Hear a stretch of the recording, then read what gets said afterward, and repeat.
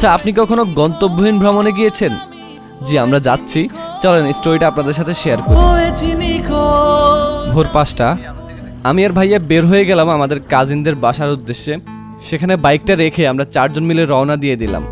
বাসের টিকিট কেটে আমরা চা খাওয়ার উদ্দেশ্যে চলে গেলাম। আসলে চা ছাড়া তো আমাদের দিনই শুরু হয় না, তাই প্রথমে আমরা চা খেয়ে নিলাম। আমাদের সফর সঙ্গী হলো সাজ্জাদ, নিহাল, মাহমুদ ভাইয়া আর আমি। এখন আমাদেরকে সিলেক্ট করতে হবে যে আমরা কোথায় যাব। আমরা যেহেতু চিটাগংয়ের টিকিট কাটলাম, সো আমাদেরকে ওই দিকেরই কোনো জায়গায় সিলেক্ট করতে হবে। আমরা প্রথমে সিলেক্ট করলাম ভাটিয়ারিকে। শুনলাম এখানে কিছু সুন্দর স্পট আছে, তো ভাবলাম এক্সপ্লোর করা যাক। পাহাড়ি রাস্তা দিয়ে লেগুনায় করে উঠছিলাম। চারপাশেই পাহাড়, এক অন্যরকম ভালো লাগা।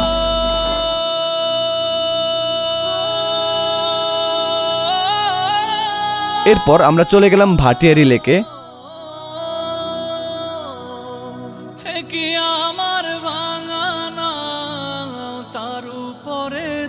একটা নৌকা ভাড়া করে আমরা পুরো লেকটা ঘুরলাম।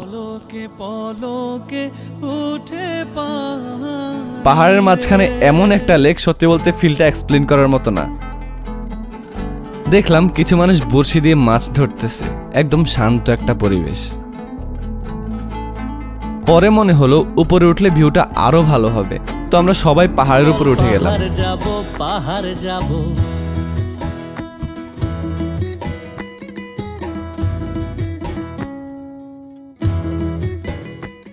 ওয়াও, উপর থেকে ভিউটা আসলেই অসাধারণ।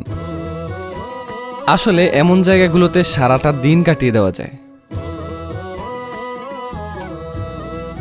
একটু সামনে আসার পর আমরা একটা গলফ মাঠ দেখতে পেলাম, সো আমরা সেদিকে হাঁটা শুরু করে দিই। এটা Bhatiary golf and country club. এখানকার পরিবেশ খুবই সুন্দর, বিশেষ করে এই যে আঁকা বাঁকা উঁচু নিচু রাস্তাটা, রাস্তার দুই পাশেই ফুল গাছ। That's mean everything is very beautiful.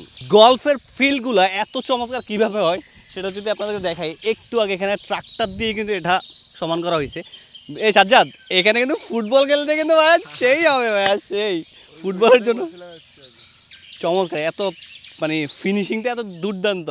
এর মধ্যে আমরা সবাই অনেক টায়ার্ড, কারণ সেখানে অনেক রোদ ছিল। তারপর আমরা সবাই গাড়ি নিয়ে চলে গেলাম পতেঙ্গার উদ্দেশ্যে, কারণ আমরা প্ল্যান করেছিলাম রাতে বিচে থাকবো। পতেঙ্গা গিয়ে একটা হোটেলে উঠে আমরা একটা ঘুম দিলাম, কারণ আগের রাতে আমরা কেউই ঘুমাই নেই। ঘুম থেকে উঠে দেখি রাত হয়ে গেছে। তারপর আমরা সোজা বিচে চলে গেলাম। রাতে বিচের ফিলটা একদম অন্যরকম। এখানে আমরা কিছু অ্যাক্টিভিটি করলাম, ঘুরলাম ফিরলাম। এরপর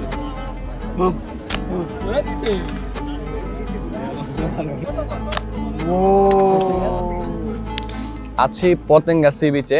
সো আমরা এখানে চা খাইতে আসছি। আমরা এর আগে কখনো রাতের বেলায় এখানকার আসা হয় না। সবসময় আমরা আসলে আমরা বিকেলের দিকে বা সন্ধ্যার দিকে থাকা হয়, এরপরে আমরা বাড়িতে ব্যাক করি। বাট এবার দেখতে পাচ্ছি যখন রাতের বেলা আসি তখন পরিবেশটা খুবই ঠান্ডা, মানুষের কোলাহল খুবই কম।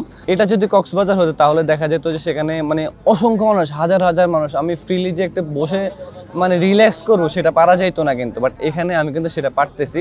সো এটা আমার কাছে অনেক ভালো লেগেছে।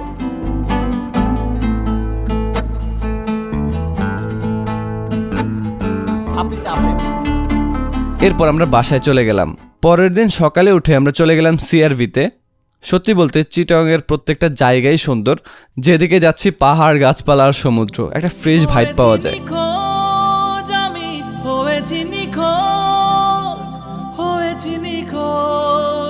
এখন আছি সিআরভিতে। এতক্ষণ পর্যন্ত খুবই গরম লাগতেছিল, বাট এখানে আসার পরে এই যে করই গাছের ছায়ার নিচে খুবই ভালো লাগতেছে। এর আগে যতবার এই জায়গাটার ভিডিও দেখছিলাম তখন এখানে অনেক মানুষের ভিড় ছিল, ঢল ছিল, বাট এখন পুরোটাই ফাঁকা, খুবই কম মানুষ দেখতে পাচ্ছি আমরা। মনে হয় সবাই ঈদের ছুটিতে বাড়িতে গেছে। 2012 সালে সর্বপ্রথম আমি স্কুল ফাঁকি দিয়ে সিআরবি অর্থাৎ এই জায়গায় এসেছিলাম। এটা চিটাগং সিআরবি। মনে পড়ে 2012 সালে আমাদের এলাকার আবির্ভাব স্কুলের একটা খেলা ছিল, চট্টগ্রামের একটা খেলা ছিল। সো এলাকার সবাই আসতেছিল, বাট ফ্যামিলি স্ট্রিক্ট ছিল মোটামুটি ভালোই, বাহিরে যাইতে দিত না। সেই সাথে আমার আব্বু বাড়িতে ছিল। তো সবাই যখন যাচ্ছিল তখন আর কি আমিও বাসে উঠে গেছি, সবার সাথে চলে আসলাম। এবং সর্বপ্রথম আমার পাহাড় ওঠার জার্নি কিন্তু তখন ছিল এই যে সিআরবিতে একটা পাহাড় আছে, এখানে উঠছিলাম আমার বন্ধুদের সাথে। ঢাকা এবং নোয়াখালী ছাড়া এটাই ছিল সম্ভবত আমার অন্য জেলা সফর, চিটাগং সফর। এর পাশে একটা পাহাড় আছে, বাট আসলে মূলত পাহাড়টার মধ্যে উঠতে, কিন্তু ওই যে দেখতে পাচ্ছি যে পাহাড়টা উঠা নিষেধ আছে, তাই উঠতে পারলাম না।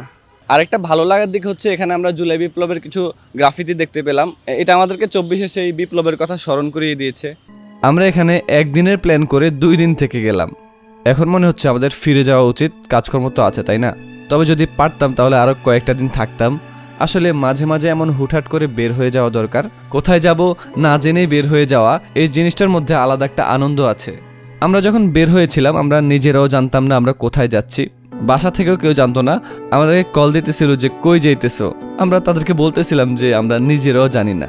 যাই হোক, এই ছিল আমাদের গন্তব্যহীন সফর।